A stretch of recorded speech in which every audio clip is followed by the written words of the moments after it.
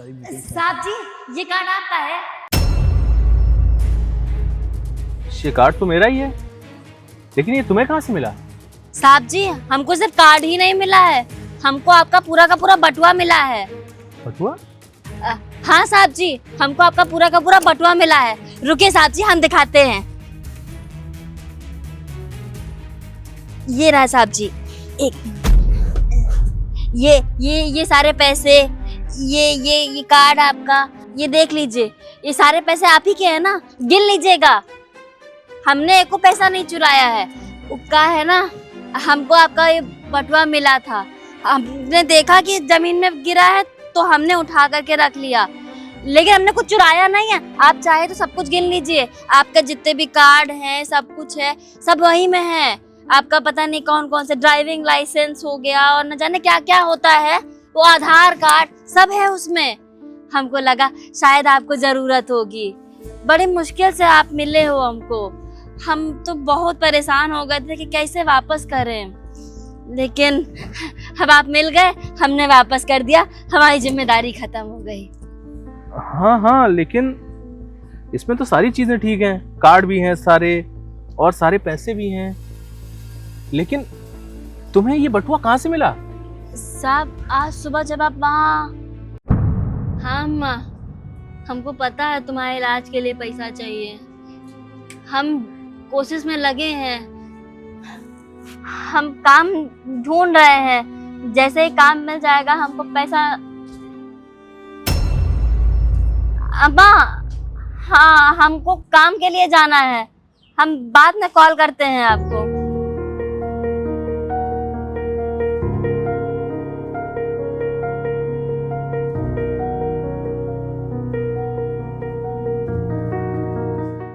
इतना सारा पैसा, हमको तो उम्मीद ही नहीं थी कि हम शहर आएंगे और हमको इतना सारा पैसा मिल जाएगा। अब हम अपनी अम्मा का इलाज आसानी से करा पाएंगे।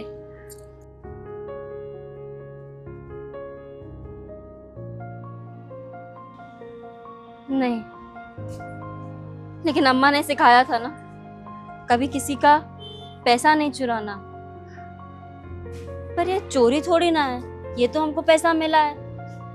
लेकिन नहीं, ये है तो किसी और का ही ना, हमको उसको वापस करना होगा।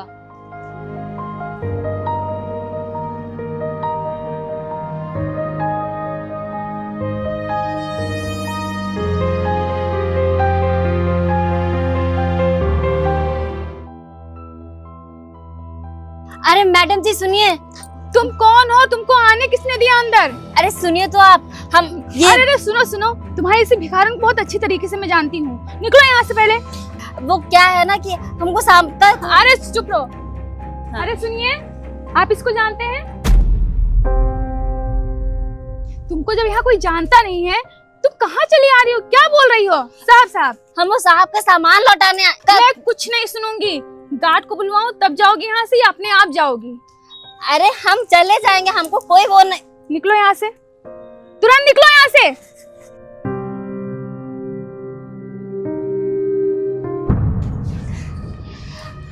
तो हमको वहीं पे आपका बटुआ मिला था, हमने उठा लिया जल्दी से, लेकिन जब बटुआ उठाया तो उसमें बहुत सारे पैसे थे। साहब जी एक तो सच्ची बात बताएं, पैसे देख करके नियत तो हमारी भी डोल गई थी, हमारे मन में भी लालच आ गया था।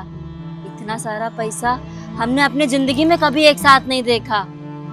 आज जब देखा था तो लगा रख लेते हैं, पर तुरंत ही हमको हमारी अम्मा की बात याद आ गई कि चाहे भूखे मर जाना, लेकिन कभी किसी से चुरा करके मत खाना, कभी किसी और के हक का पैसा मत लेना। और ये तो आपका पैसा था साहब जी, आपकी मेहनत की कमाई थी, हम कैसे ले सकते हैं। हाँ ये जरूर बात है, हम 2-3 साल जब काम करेंगे मेहनत से तब शायद इतना पैसा जोड़ पाए, उसके पहले तो नहीं हो पाएगा। लेकिन साहब जी किसी और की मेहनत का भी तो नहीं खाना चाहिए ना।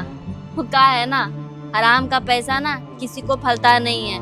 हमको ये सब कुछ हमारी अम्मा सिखाई थी, तो बस इसीलिए हम आपका बटुआ आपको लौटाने के लिए आ गए। लेकिन एक बात बताओ, मेरा पर्स तो मेरे दूसरे वाले ऑफिस के बाहर गिरा था और ये तो वहां से काफी दूर है, तुम यहाँ तक कैसे पहुंची? मतलब तुमने मुझे ढूंढा कैसे?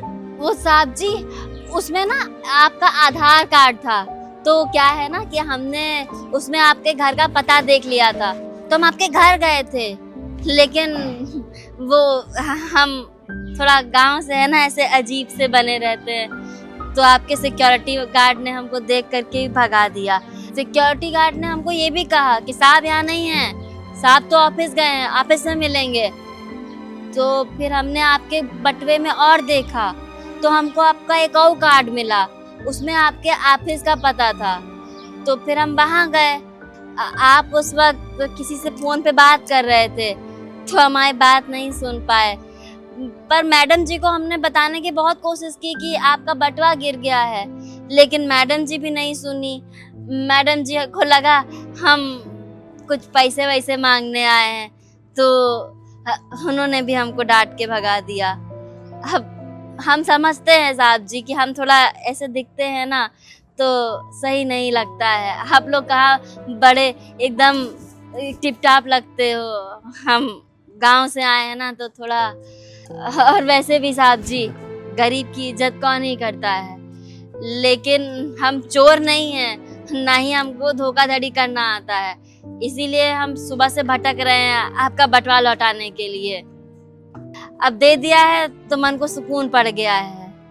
अब मुझे माफ़ कर देना, मैंने तुम्हें गलत समझा। मुझे लगा कि तुम भिखारी हो और पैसे मांगने आई हो, इस वजह से तुमको मैंने भगा दिया था, पर वहाँ मैं गलत थी। दरअसल बात यह है ना कि आजकल शहर में बहुत बड़ा स्कैम चल रहा है कि लोग निकलते हैं और भीख मांगने लगते हैं, पैसे मांगने लगते हैं। इस वजह से मुझे ऐसा ही लगा कि तुम कोई भिखारन हो। मुझसे बहुत बड़ी गलती हो गई, मुझे माफ़ कर देना। और आजकल शहर में ऐसा ही चल रहा है, जहाँ कोई अमीर देखा नहीं कि मांगना स्टार्ट हो जाते हैं। और तुम पर्स लेकर आई, उसमें इतने सारे पैसे थे, तुम चाहती तुम लेके जा सकती थी, लेकिन तुमने ऐसा नहीं किया। तुम पूरा पर्स लाके इनको ईमानदारी से लौटाया। अरे 2-2 जगह से तुम भगा दी गई, फिर भी तुम अपनी हिम्मत नहीं हारी। इतनी ईमानदार और कोई होता तो लेके पर्स भाग जाता, लेकिन तुम्हारे अंदर वो चीज़ नहीं थी, तुम्हारे अंदर ईमानदारी थी। इस वजह से तुम आके अपना फर्ज निभाई। ये देखकर मुझे बहुत अच्छा लगा और अपनी गलती का मुझे एहसास भी हुआ कि आजकल दुनिया में बहुत अच्छे लोग भी हैं। मैडम जी, अब जब आपको पूरी बात पता चल गई है तो आप माफी मांग रही हैं, लेकिन उस वक्त तो आपने भगा दिया था। कितनी बुरी तरीके से दुत्कारा था हमको, जैसे हम कोई इंसान नहीं, भेड़ बकरी हैं। हमारे गांव में ना भेड़ बकरियों को भी ऐसे नहीं दुत्कारते हैं जिस तरीके से आपने हमको दुत्कारा था। आपके घर में तो सिक्योरिटी गार्ड ने कहा था कि आपके घर में कोई नहीं है, साहब नहीं है। उसने तो हमको इसलिए भगाया था क्योंकि वो तो नौकरी करता है। लेकिन अब आप बड़े लोगों से तो लोग उम्मीद करते हैं ना कि आप लोग अच्छे से बात करोगे, तमीज से रहोगे। हमारे गांव में ना सिखाते हैं कि शहर में जाओ, देखो जाकर के लोग कितने अच्छे से बात करते हैं, कितने तमीजदार हैं, पढ़े लिखे हैं। लेकिन पढ़ने लिखने के बाद भी अगर लोग इस तरीके से बात करते हैं तो क्या फायदा पढ़ाई लिखाई का, अगर एक इंसान दूसरे इंसान की बात तक ना सुने। खैर, अब जो हो गया सो हो गया मैडम जी। अब आप लोग बड़े लोग हैं, हमारा काम इतना ही था, आप तक आपका बटवा पहुंचाने का। हमारी जिम्मेदारी खत्म हो गई, अब हम मुक्त हुए अपनी जिम्मेदारी से।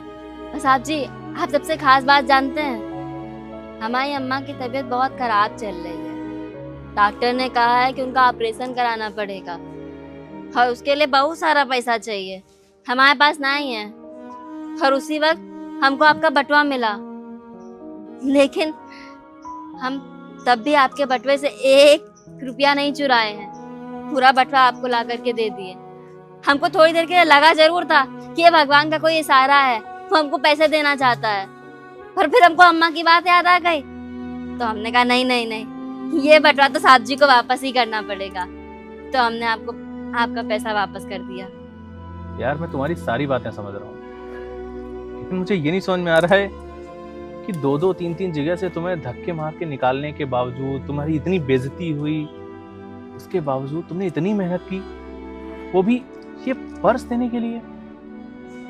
अरे तुम मुझे किसी अच्छे घर से नहीं लग रही हो, मेरा मतलब मैं तुम्हारी कोई बेइज्जती नहीं कर रहा हूँ, मतलब तुम्हारी फाइनेंशियल कंडीशन कुछ अच्छी नहीं है, तुम चाहती तो ये पैसे रख सकती थी तुम अपनी स्थिति सही कर सकती थी, लेकिन तुमने फिर भी इतनी ईमानदारी दिखाई कि वो पर्स मुझे वापस लौटाने आई। यार कौन करता है इतना, और वो भी आज के जमाने में।